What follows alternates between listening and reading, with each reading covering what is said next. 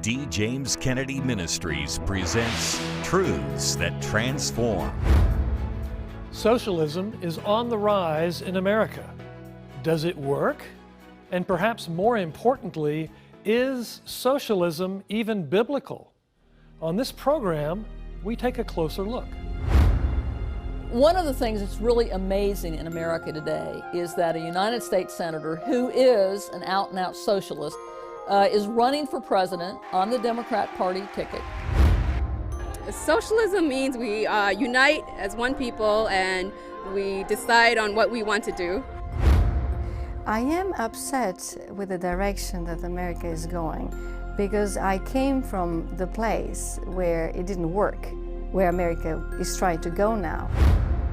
It's one thing for you to give out of compassion for someone who's less fortunate.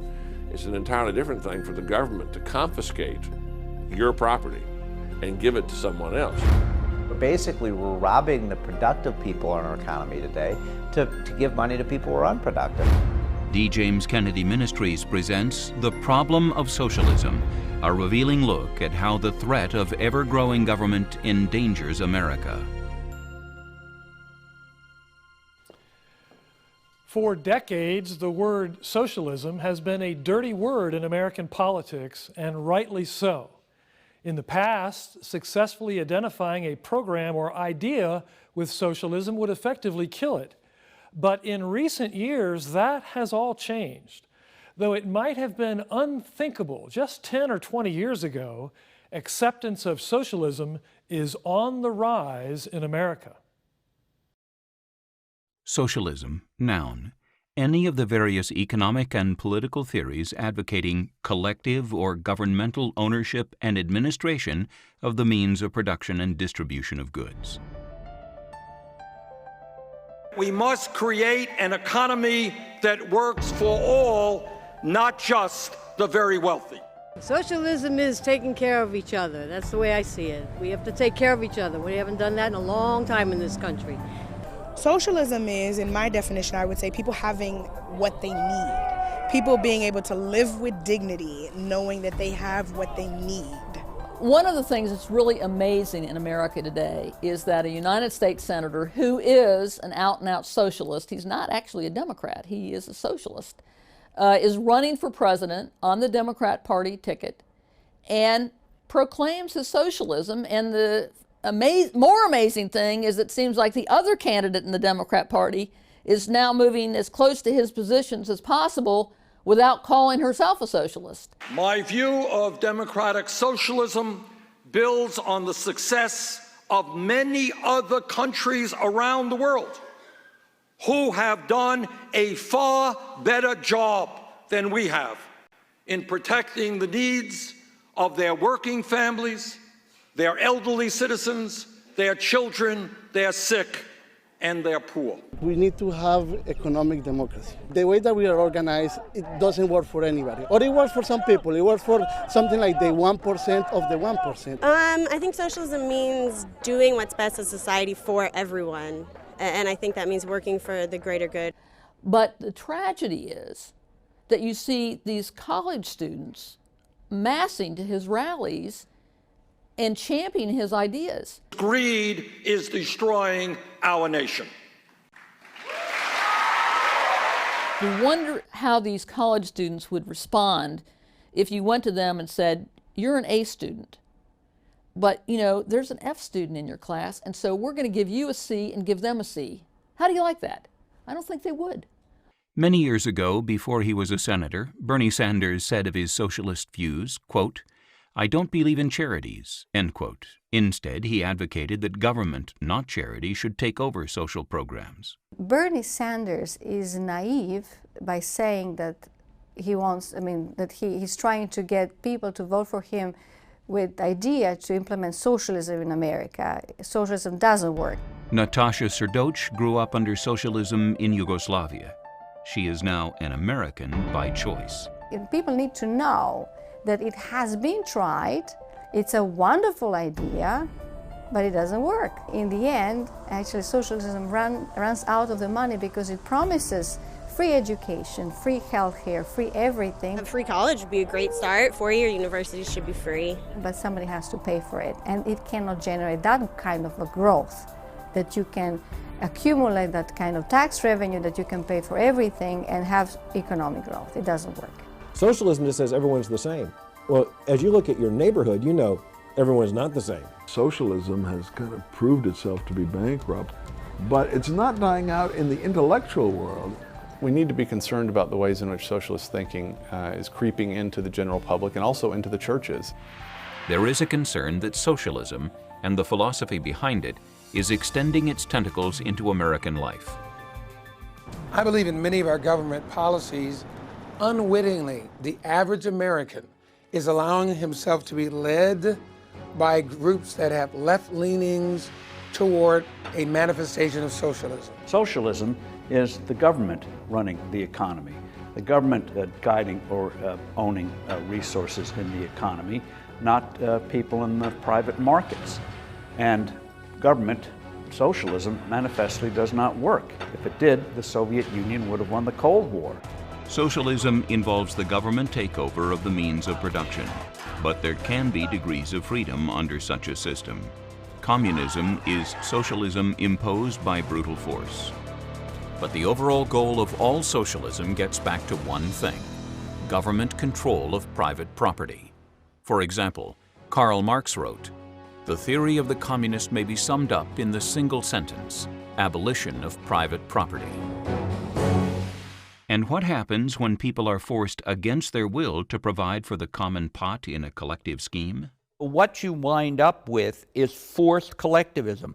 The collectivism can never be done voluntarily on a mass level. Maybe with some little small kibbutz in Israel, maybe with some little commune of hippies that are smoking dope out in Colorado somewhere, and they grow vegetables, it might work there.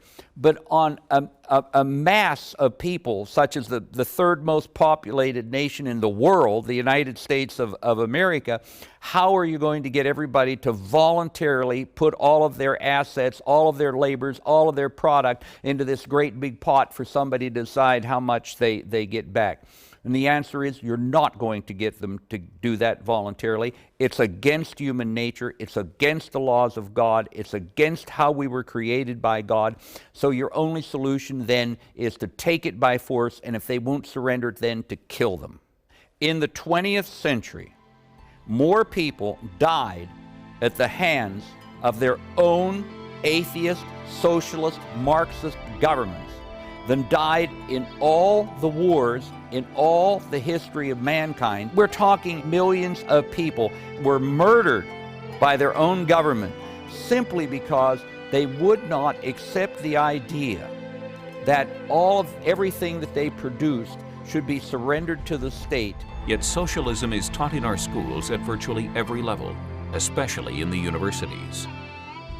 Joshua Muravchik has written a definitive book on the history of the movement, Heaven on Earth: The Rise and Fall of Socialism. If you go to universities any place in the world, including very much in the United States of America, which is not a very leftist country on the whole, but you'll find loads of professors, some who will call themselves Marxists, and others who will stop short of calling themselves Marxists, but will say Marx had wonderful insights that help us to interpret the world.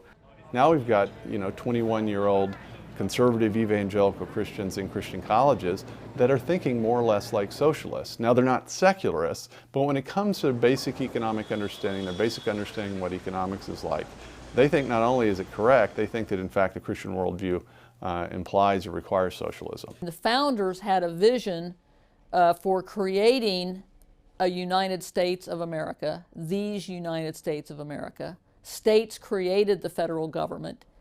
The whole idea was to have it be limited, the national government be limited, and have many checks and balances.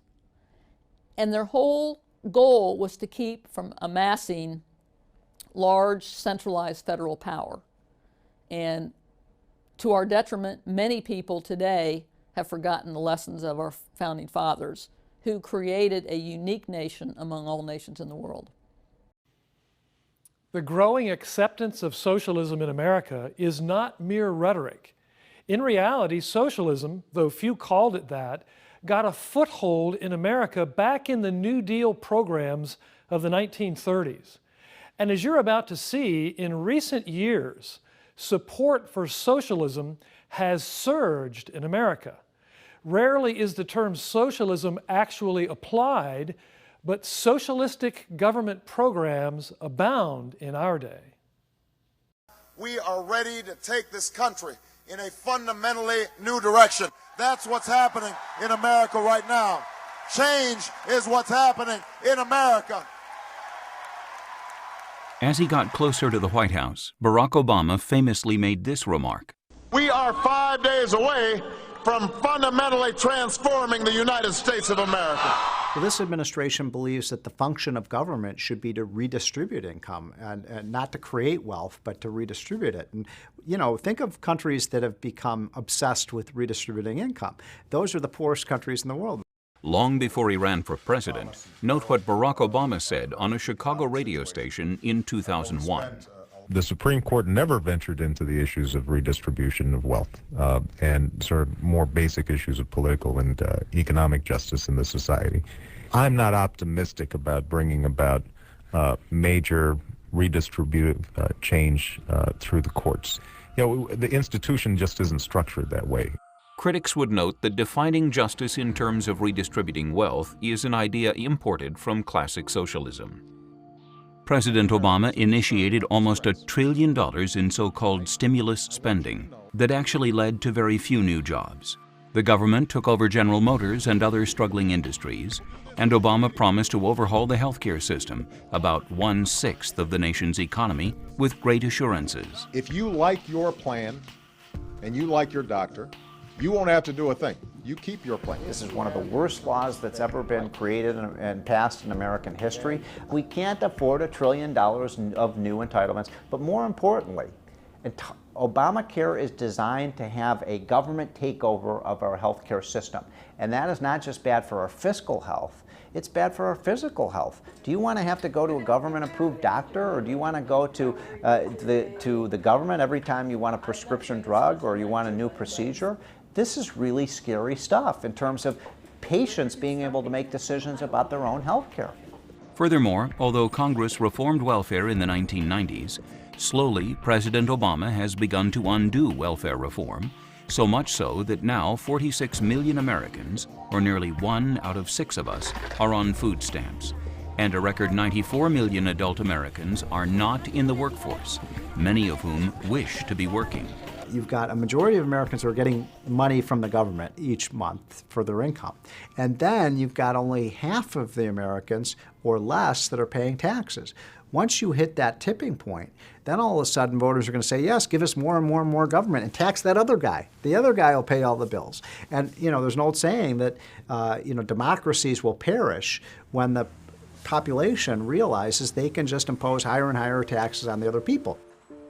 These massive government programs cost enormous amounts of money to a nation with a nearly $20 trillion national debt. Yet many people justify them in the name of social justice, as if it's the Christian thing to do. Basically, we're robbing the productive people in our economy today to give money to people who are unproductive. The people who are going to bear the burden of our enormous overspending are our children, grandchildren, our grandchildren's children. I don't think it's Christian to pass on these enormous millstones of debt onto the necks of our children. We are leaving to our children and grandchildren and our grandchildren's children the biggest debt burden in the history of America. As we've seen, socialistic programs have proliferated in recent years, and there's a growing acceptance of socialism even by that name among younger generations in America. But there's a more important, more fundamental issue at stake than socialism's mere popularity. Is socialism a good economic system based on reality as God made it? Or to put it another way, does the Bible teach socialism? One of the great clashes in the modern world is between two mutually exclusive systems, socialism and free enterprise, sometimes called capitalism. Advocates of socialism claim that it is the most effective and compassionate system for taking care of people, even that it embodies the core principles of Christianity. Cristo era comunista, más incluso que socialista. So frankly, socialism has the best branding, and it appeals to quite legitimate moral intuitions that Christians have. By contrast, the free enterprise system is portrayed as cold and greed-driven, carelessly leaving disadvantaged people in its wake. But is this true? What does the Bible really say about it? I don't believe that the Bible teaches socialism. I think that that is a mental construct that folks have tried to superimpose on the Bible. The Bible teaches private property. The Bible teaches that we are to care for our neighbor. Socialism won't work because socialism is based upon the assumption that man is basically neutral or good. We are fallen beings and corrupt beings, and therefore you can't redeem the world through human agency. But everybody on the left actually believes that it's social institutions that are the problem, not people. It's capitalism that divides them. Private property makes them racists and exploiters. Nonsense. People do that.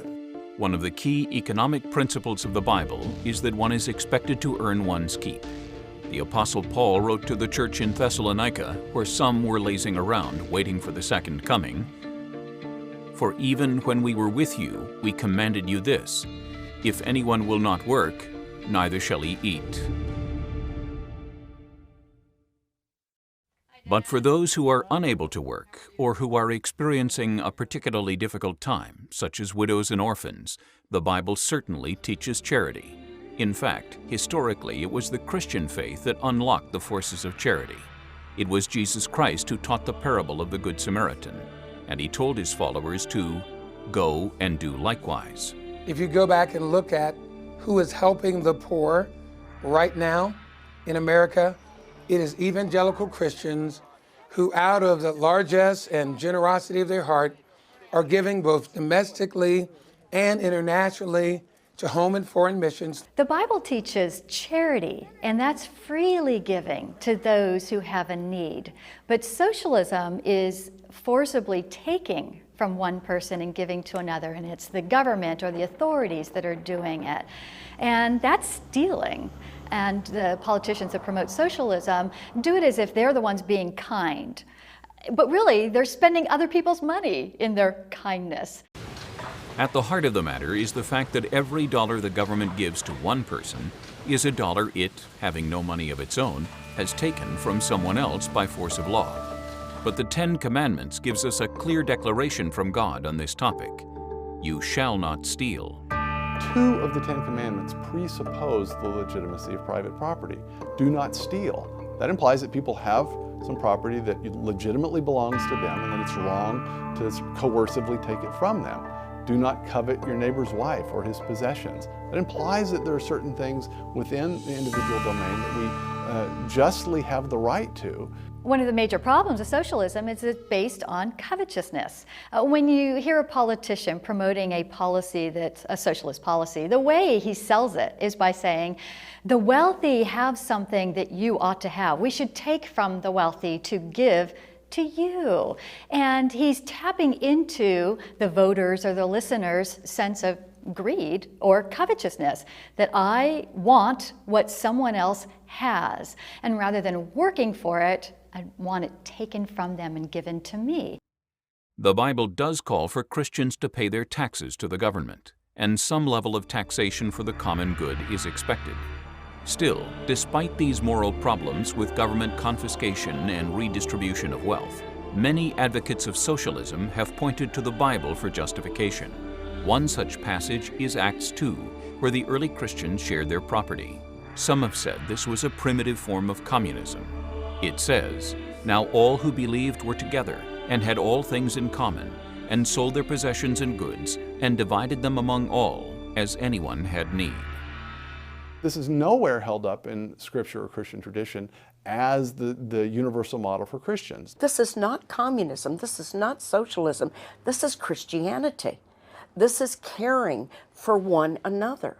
And it's not the government controlling it. It is the Spirit of God within me, directing me to be led of God's Spirit to help the body of Christ, and not only to help the body of Christ, but to help others. A few chapters later, in Acts 5, there's an incident where a couple, Ananias and Sapphira, sell their house and give most of the proceeds to the church. They come under the judgment of God, however, after holding back a portion for themselves. Some socialists have claimed that this judgment is a repudiation of private property, but a close reading of the text shows the opposite is the case. But Peter said, "Ananias, why has Satan filled your heart to lie to the Holy Spirit and keep back for yourself part of the proceeds of the land? While it remained unsold, did it not remain your own? And after it was sold, was it not at your disposal? You have not lied to men, but to God." What's more, classic socialism and its offspring communism are based on a view of the universe that excludes God. These are two completely different worldviews. This is why, simply on logical grounds, it's impossible to be both an Orthodox Christian and an Orthodox Marxist. You're either going to be very confused or you're going to be one or the other. Socialism is an idea that keeps people in poverty, and it's very destructive to societies and to families. And it's not a biblical concept. Though the Bible clearly does not teach socialism, millions believe that it does. That's the view many well-meaning, eager young Christians pick up at college, or perhaps from an idealistic but misled youth group. Today, Jay Richards is an accomplished economist, philosopher, and author with a biblical worldview. But at one time, as a young Christian, Jay was drawn into the false worldview of socialism, believing it to be biblical. I grew up in a medium-sized city in Texas, more or less as a kind of conventional mainline Christian, but got off to college, a very liberal arts college in South Texas, and immediately fell in with socialist and Marxist thinking. In fact, my very first course in political science, I had to read the Communist Manifesto by Marx and Engels, and a book called Democracy for the Few by an American socialist named Michael Parente. I read Parente's book about 5 times that semester, and read the Communist Manifesto I don't know how many times. So by the end of the semester, I was more or less thinking in Marxist categories, and frankly, for a couple of years, thought as a socialist. But I was also, at least at the time, more or less a Christian, and thought a lot of this stuff actually resonates with the Christian worldview. Jesus, on the other hand, talked about the poor, he talked about justice and all these things, and that's exactly what the socialists were talking about. So it's very easy for, in a freshman mind who's not thinking clearly about economics, to suddenly find that the socialist vision, even the Marxist vision, sort of shorn of its atheism, somehow compatible with or even implied by the Christian worldview. What really happened in my case is I kept reading economics. So that by my senior year in college, I realized, communism and collectivism, they don't work economically, but there's something morally wrong with it. It's still more or less based on greed. It wasn't until I was actually in theological seminary and started reading some books by a guy named George Gilder and another one named Michael Novak that I realized that, in fact, that caricature of capitalism is just that. It's a caricature. Capitalism is not based on greed. Rather, it channels greed, which is exactly what you would want of an economic system in a fallen world. The fruits of socialism couldn't be worse. In fact, there's no political ideology that's ever killed more people than the socialist experiment. And so, from a Christian perspective, just from a generically moral perspective, the idea that socialism ought to have some kind of promise for redeeming human beings or for helping us, it's absurd. Just look at the record. As you've seen on today's program, socialism is an ideology born of atheism and fostered by a false worldview that sees man as perfectible and a utopian society as something achievable. But the inevitable result of socialism is tyranny. And yet the lure of socialism proves appealing to a new generation ignorant of its claims and results. That's why it has never been more important for Americans to understand the threat of socialism. And we have 2 new resources to help you with that. Here's my very good friend, Jennifer Kennedy Cassidy, to tell us more about that. Jennifer, welcome. Thank you, Frank. The statistics are frightening. A recent survey showed that a significant number of Americans under 30 preferred socialism to capitalism. 43% of them said they had a favorable view of socialism. Acceptance of socialism is on the rise among a generation that has little memory of the 20th century. A socialist candidate for president made a serious run in 2016, and it's only a matter of a few years before one is elected at the current rate. This simply cannot happen. This sort of ignorance of the biblical and economic realities is a danger to us all. That's why we want to send you a DVD copy of today's special program, The Problem of Socialism, with extra bonus content not seen in today's broadcast, as our thanks for your generous donation to the ongoing work of this ministry. We need your help to broadcast programs like this, sounding the warning far and wide. And we want you to have a copy of this program to share with your children, grandchildren, a college student you may know, or anyone else who needs to hear the truth about socialism. Simply write to us at Box 6085, Albert Lea, Minnesota 56007, or call toll-free 888-334-9762, or go online to djameskennedy.org. And we have an additional resource you won't want to miss. It's the book 10 Truths About Socialism, and it's also available as our thanks for your generous donation. This easy-to-understand book is packed with information dealing with facts about socialism that everyone needs to know. Did you know that socialism is at war with the family and the church? That its founding architects rejected God? That socialism and tyranny go hand in hand? Those truths and many others, much like the ones you've seen today, can be found in 10 Truths About Socialism. That's the DVD special program, The Problem of Socialism, and the essential book, 10 Truths About Socialism, each available as our thanks for your generous donation. Please contact us right away with your gift so that we can continue to produce and air vital programs on hot-button issues from a biblical perspective. Simply write to us at Box 6085, Albert Lea, Minnesota 56007, or call toll-free 888-334-9762, or go online to djameskennedy.org. In this program, you've witnessed firsthand the danger of socialism and seen how quickly it's demolished by a biblical understanding. Any system that tries to dethrone God and undermine the biblical truth about mankind is destined to fail. May our nation learn these lessons now before we go any further down the path leading to the end of faith and freedom. Thank you for watching. May God bless you, and may God bless America. This has been a production of D. James Kennedy Ministries.